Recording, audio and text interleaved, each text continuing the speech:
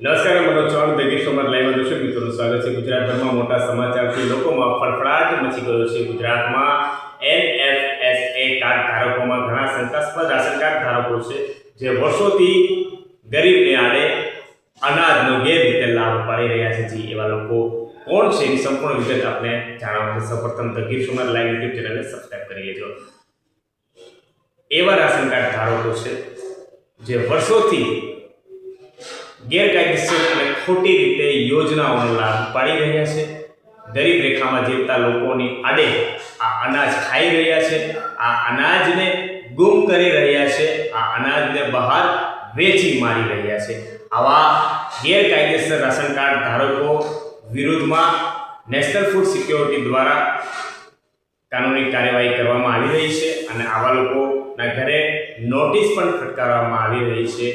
ગુજરાતમાંથી ઘણા તાલુકા જિલ્લાઓમાં શંકાસ્પદ રાજનેતાઓ તેમજ સરકારી અધિકારીઓ, ઉદ્યોગપતિઓના નામ બહાર ખુલ્યા છે, જ્યારે ગીર સોમનાથ જિલ્લાના પણ નામી અનામી લોકોના નામ ખુલવાની સંભાવના પૂરેપૂરી રહેશે આવનારા સમયમાં। એટલે કે નેશનલ ફૂડ સિક્યોરિટી રડારમાં ગીર સોમનાથ જિલ્લો પણ છે।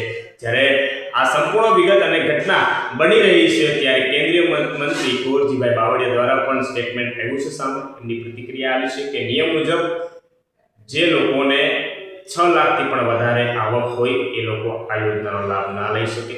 જે લોકો લાખો રૂપિયાનો ટેક્સ ભરતા હોય એ લોકો પણ આ યોજનાનો લાભ ના લઈ શકે। જે લોકો જીએસટીમાં 25 લાખ રૂપિયાનું ટર્નઓવર ધરાવતા હોય એવા લોકો પણ રાશન કાર્ડની યોજનાઓનો લાભ ના લઈ શકે।